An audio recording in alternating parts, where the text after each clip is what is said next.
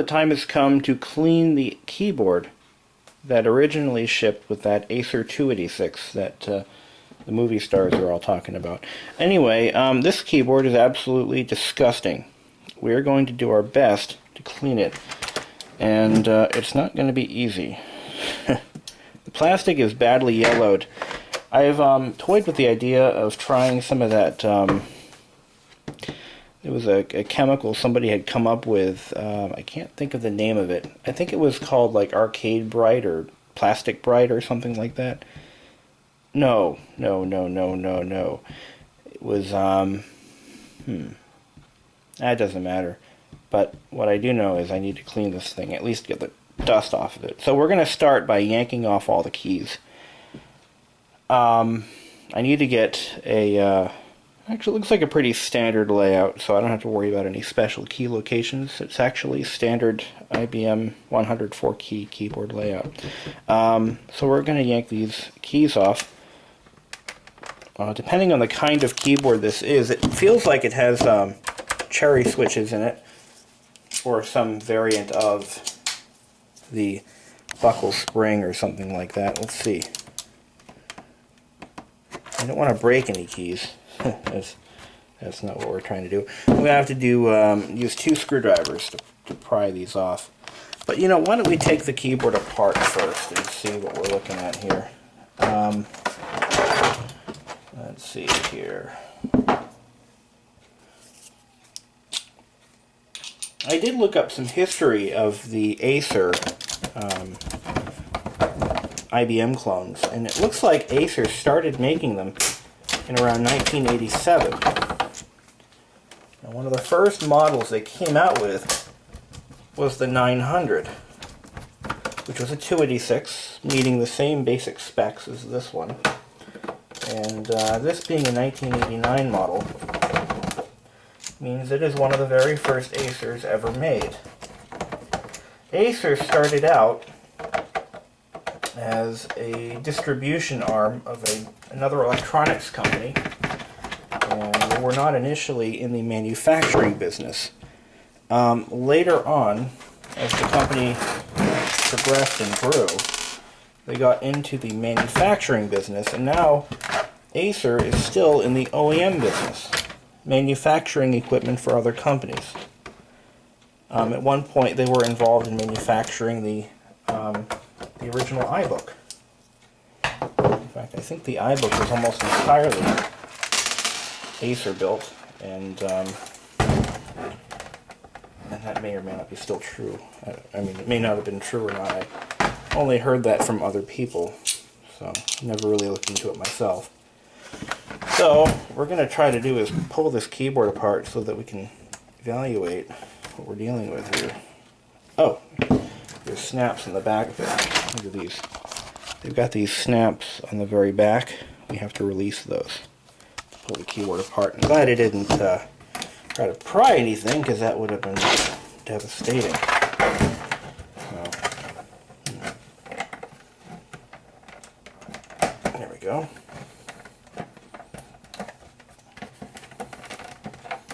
Okay.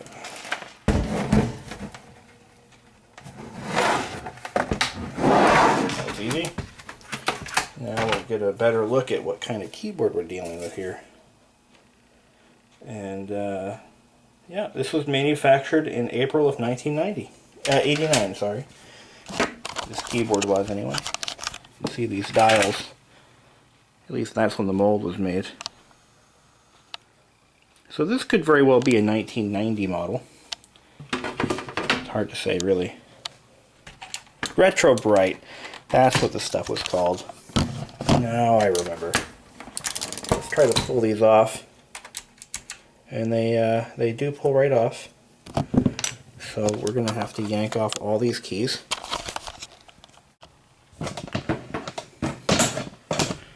So here we go. Now what we're going to do when we pull this keyboard apart is get ourselves a nice little colander, like this one. This is an amazing colander. It looks kind of useless, right? Watch this.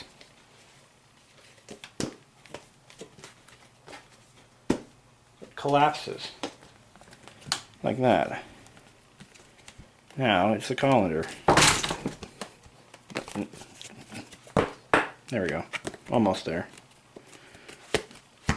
There we go. Now it's the real colander. Look at that. What will they think of next? Now we're going to pull every key off, obviously, leaving no one left behind. And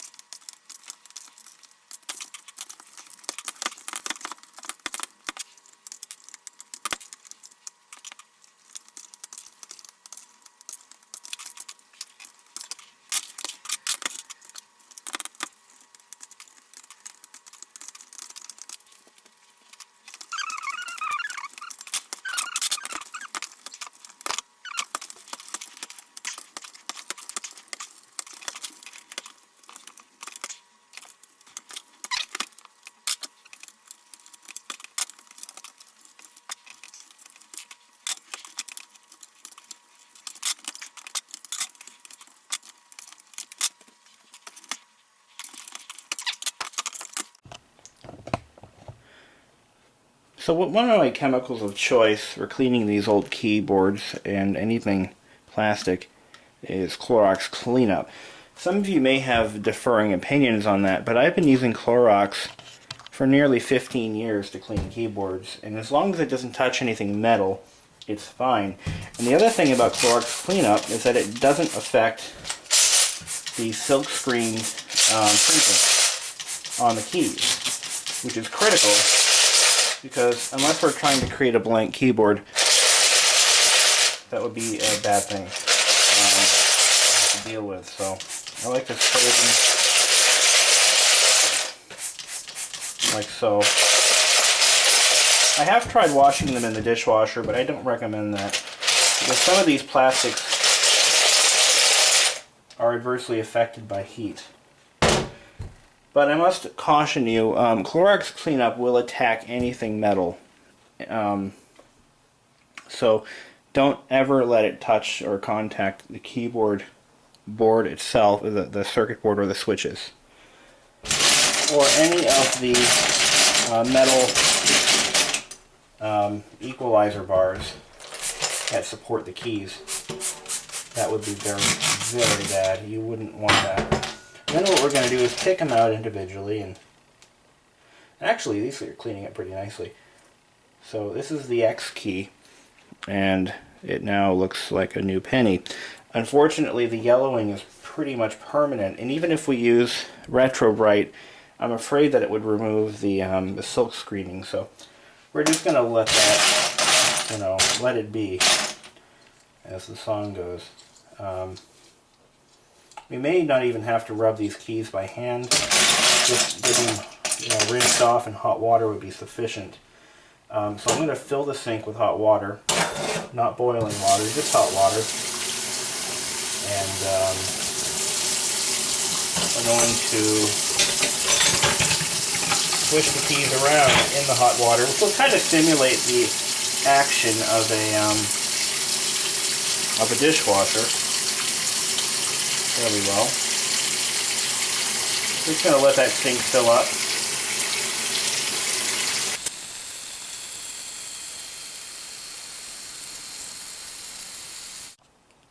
So now that our sink is filled with hot water, we can now swish these keys around pretty easily. Like so.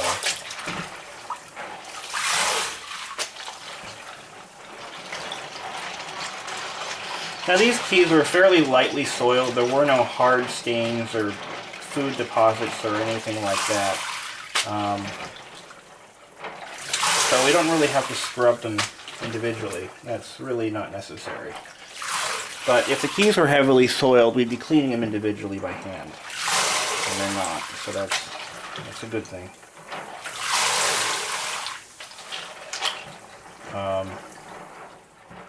Because this water is so hot, I can't really use my hands to do this.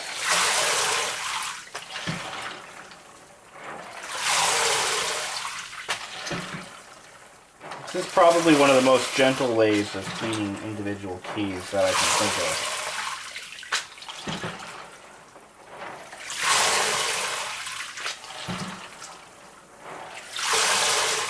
Okay, they're looking pretty damn clean. Some of them are a little soiled. I think what we're going to do now is rinse them off with lukewarm water with the vegetable sprayer, and that will finish the job. I'm going to drain the sink.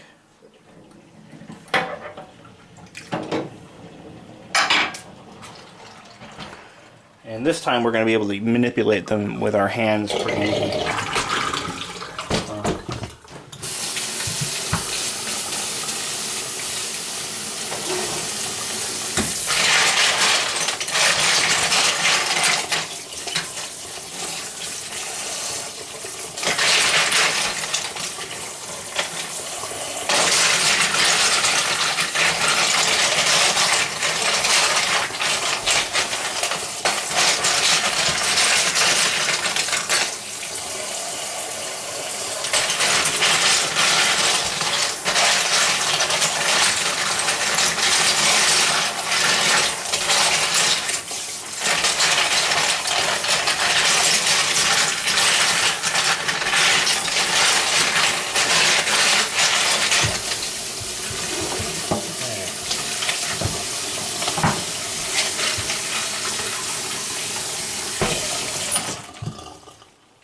Next step we need to do is lay them out in a clean towel.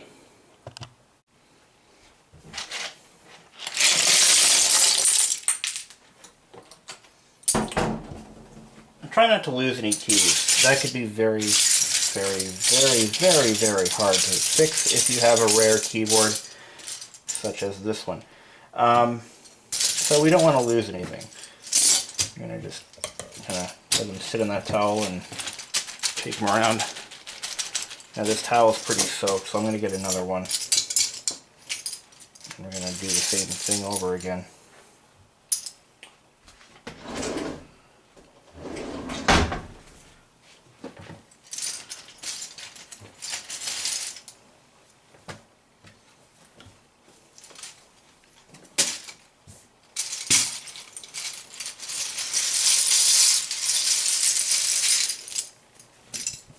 Okay.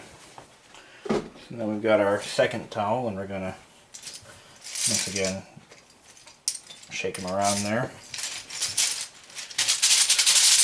This is to get the water out from inside the cavities inside the keys. But ultimately, they're going to have to sit around for a little while, possibly even overnight, before they're fully dry. You can try to dry them off with a hairdryer, but that could be very time-consuming and tedious. But what we're going to do is we're going to now work, while these are drying, we're going to work on cleaning the keyboard itself. But before I do that, I want to set up the machine that that the keyboard will connect to and try to test it out first. So what we're going to do is pull the keyboard completely apart and wash the upper and lower housings. You got to be careful with this old plastic because these little clips can break very easily. Luckily that didn't happen. Alright, good. We've got to clip this, do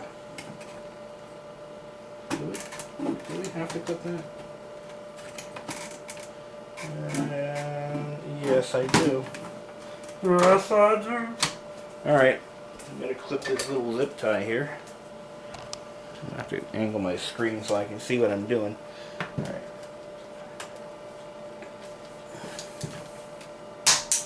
So, I'm going to unplug the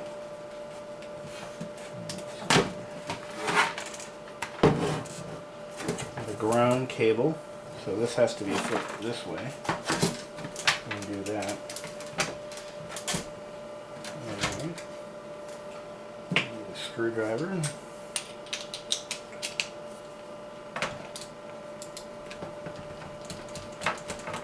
Okay, so do that ground.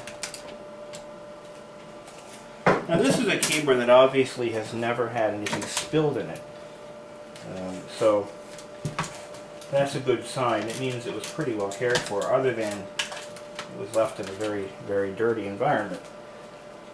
But that's to be expected. I mean, this was used in a work environment.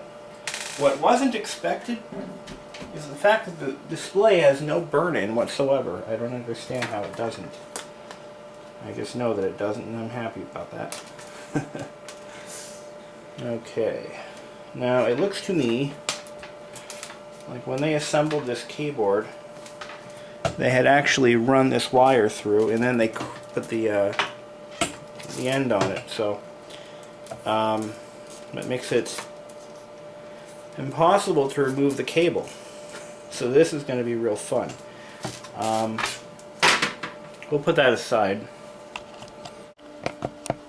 We're now going to clean the bezel with Clorox cleanup. Now, I recommend Clorox cleanup specifically because it works. I've tried the dollar store cleaners. Someone had commented on that in one of my videos. I had a knockoff brand window cleaner on my counter, and they had commented on that. And what I meant to mention was that it was more of an experiment just to see if the dollar store cleaners, which are only $1 a bottle, work at all, let alone as well as the competition. Well, the truth is they don't, and I'll never buy another one again.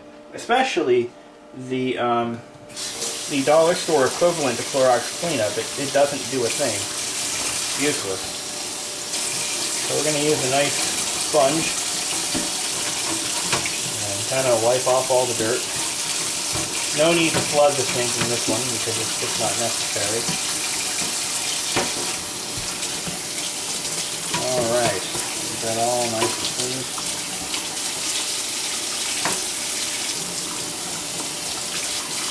Now we're cleaning the back side of it.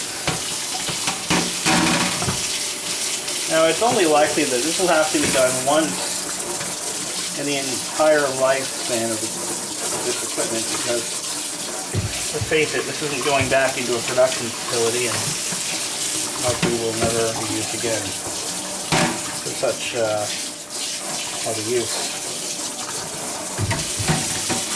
There's no practical reason to put this thing back in a setting where it'll get dirty again. There we go. Get it all inside there and get all the bleach off. That's important. Alright. So there's that.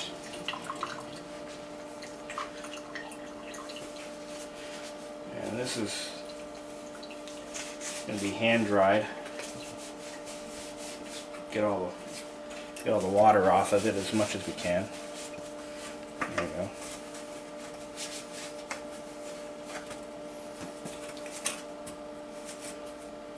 So there we go. That is about as clean as it's going to get without using Retro Bright. I would like to try some of that stuff. Thinking about buying a bottle or a can or a jar or whatever it comes in, just to see what it does. The thing is, this plastic is unpainted. The less expensive computers of that time period, even today, are molded in the color that they're to be in. You know, they're molded in color. Whoops. So they don't bother painting anything because, I mean, they're really not looking to sell works of art. They're trying to sell you a machine to get work done. So they're not really worried about cosmetics.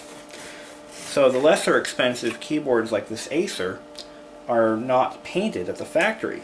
However, the IBM PS2 keyboard, which cost brand new about $300, did come painted. So using Retro Bright on something like that would not only be unnecessary, but it would actually ruin the paint.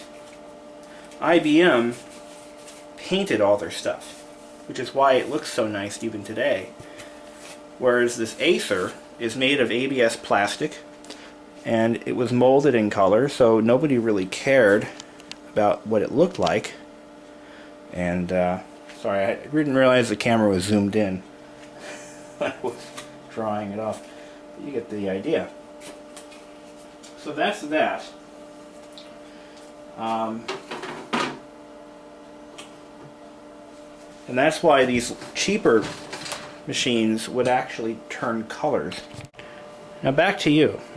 We are not going to drench this in water. That would be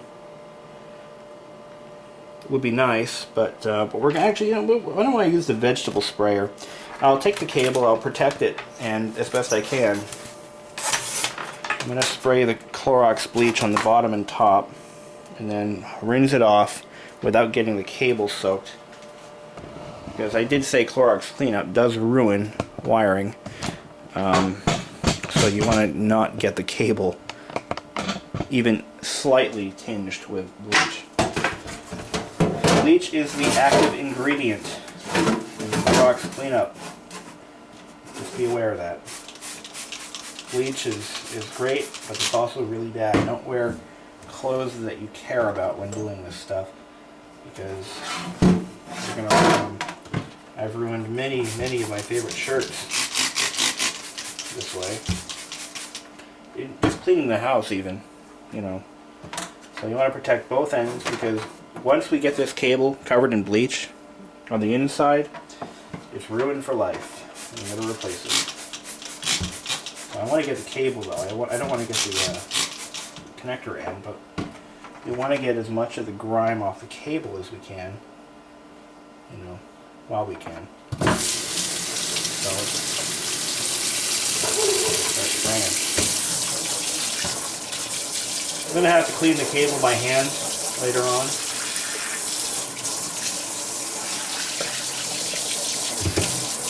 But obviously it goes without saying, if there are any electrical components on this keyboard that cannot be removed for any reason, don't do this. Don't even try. You're just going to create yourself a big problem.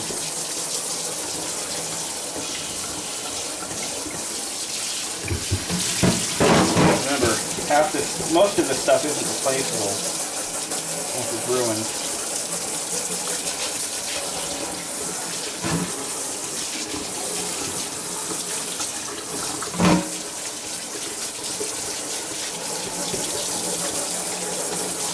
So,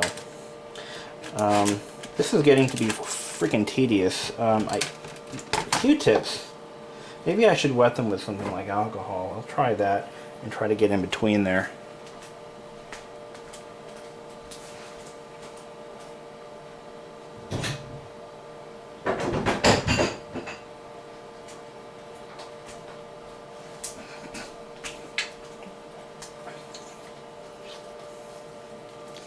Alright, here we go. Oh, that's better. That works. But you can only use one Q-tip per pass. That sucks. Alright.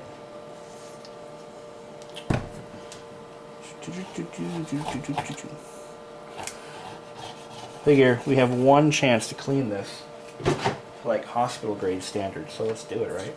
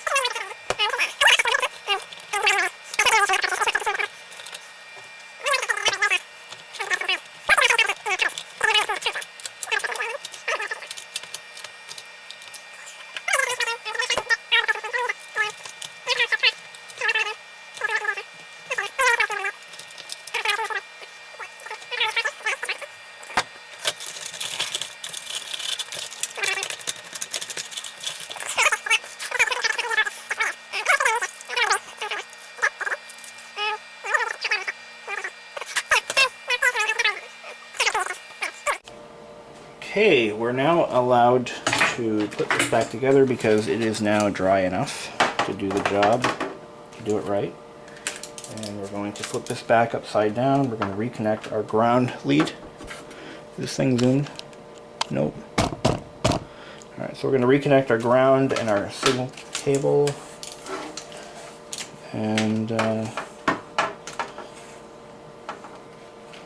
see, that goes in like that.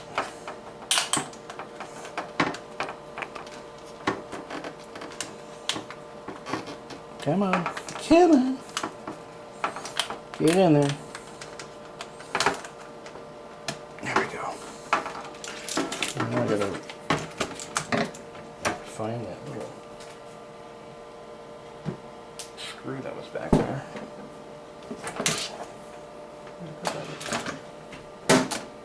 And I left it on top here.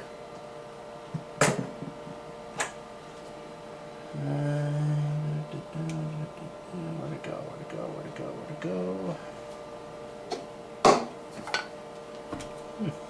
I lost my screw. No, I didn't. There it is. I think this is it.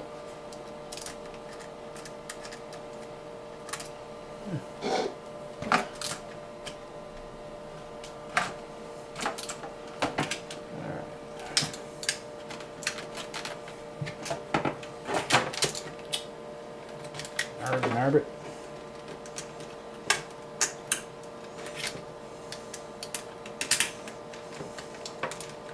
Oh wait, no, that's not the right screw. Oh, here it is. It was a machine screw. I knew that much. There it is.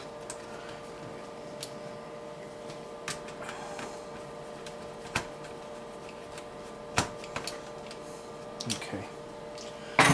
Now, flip this upside down.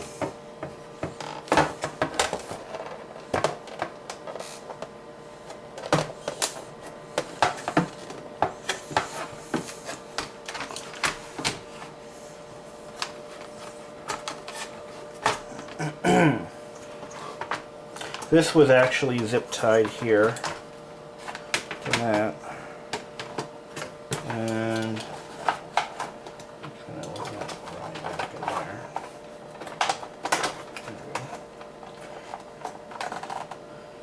okay.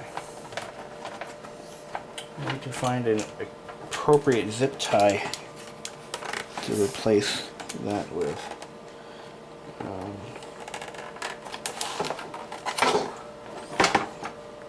I'm going to just pause the video real quick. Okay. Our zip tie back in place. Anytime you find one somewhere, whatever you're working on, always replace it. God put it there for a reason. May not be a good one, but it's there for a reason. So now we're going to put our bezel back on. Looks pretty good. It is a little yellowed, but you know, that's okay. That's okay with me. I don't care. Actually, no, I think I'm going to put the keys back on before I do that, but that's basically what it's going to look like with keys, without keys. Okay, now the time that you've all been waiting for, I now have to put all the keycaps back in place, and this will be fun.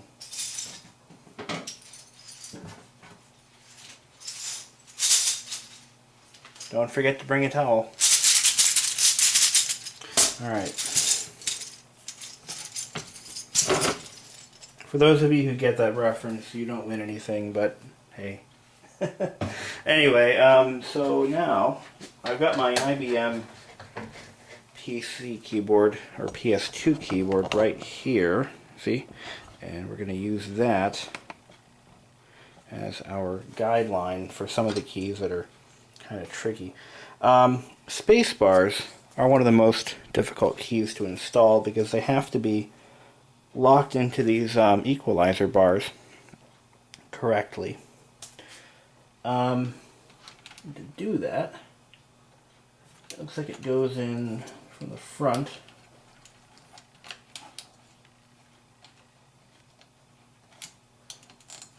Okay. Oh God. These are a pain in the neck. I've never liked doing these. but ultimately I have to. So, okay.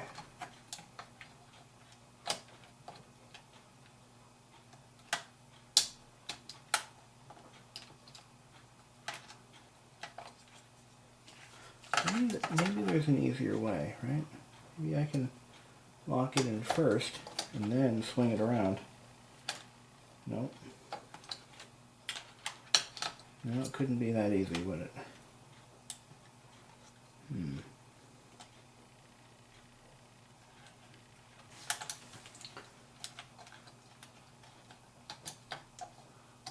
Alright. I think I found it.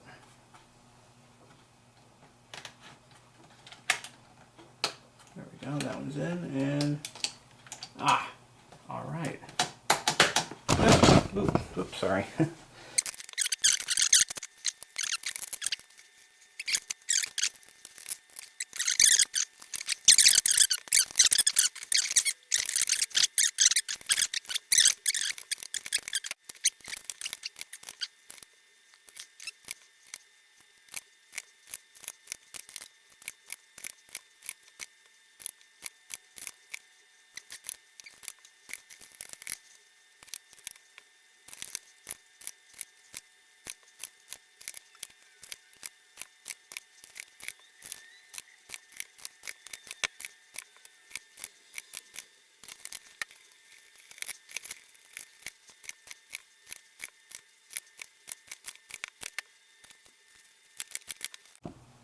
So now that you've seen every key be placed back on the keyboard, you can see just how simple it can be if you have a keyboard to refer to if you're not quite sure on the placement of a key.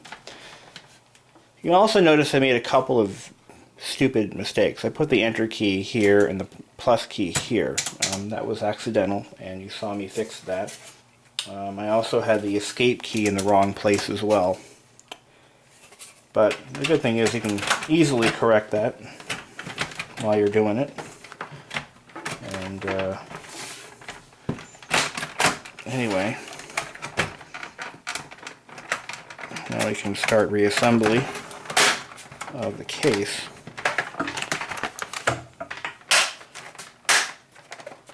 Alright.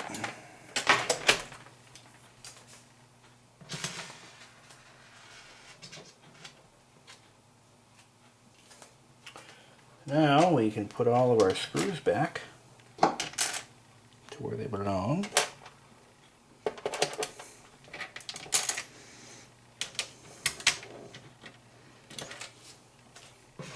There is one short screw, and that goes right here in the front.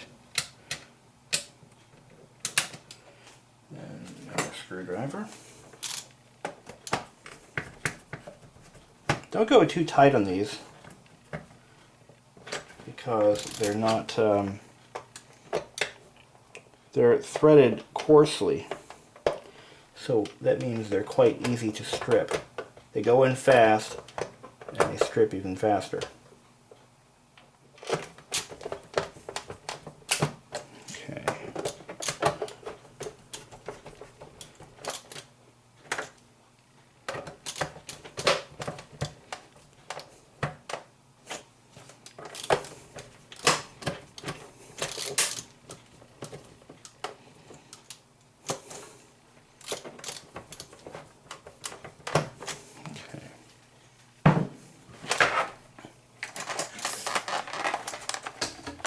Alright, finished product. We're done.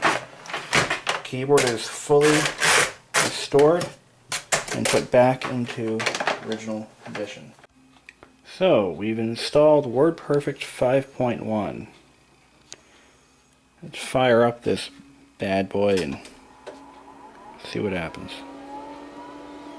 By the way, someone did ask me what this fourth indicator does, and that is the power indicator. A lot of earlier keyboards had power indicators for no real reason at all. They just did. I had an Ericsson PC that had one. Yes, at one time Ericsson was a Swedish computer manufacturer. They made portables and desktops, and I actually owned one. That was my second computer, was an Ericsson XT compatible with a Seagate 30 meg hard drive. But anyway, let's test out this newly cleaned keyboard by going into WordPerfect 5.1.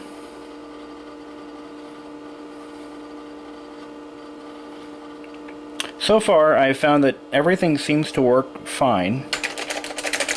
I haven't checked the page down, page up button, but let's do that now. I've tested every key. They all work beautifully.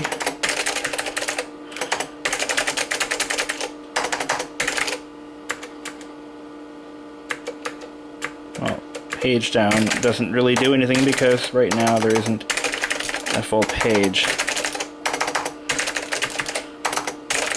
So let's go page up, page down, good. Those are the keys that I couldn't really test earlier. End, home, doesn't do anything, but it didn't before either, so, because when I tested it earlier, it doesn't respond. We'll hold the key down and see what happens. Any beeping or anything. But I also tried this home key, which doesn't do anything, but the arrow keys work just fine. Not sure what the deal is with that home key though. It's kind of bothering me, because home should bring you to the beginning of the line. Obviously it's not doing that.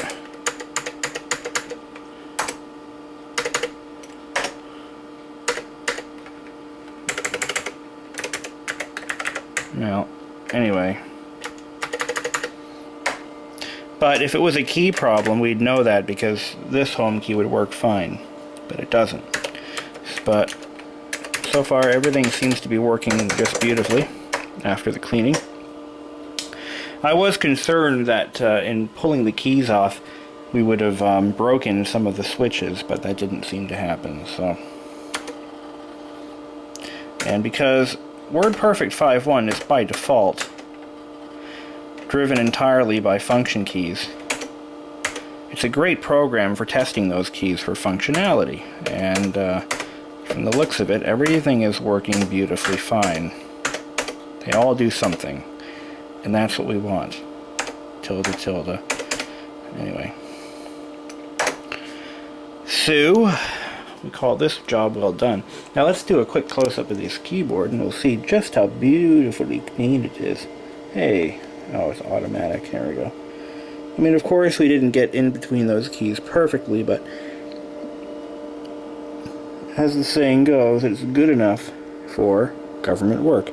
And that saying actually is actually a dig at how government employees work, because they do the bare minimum.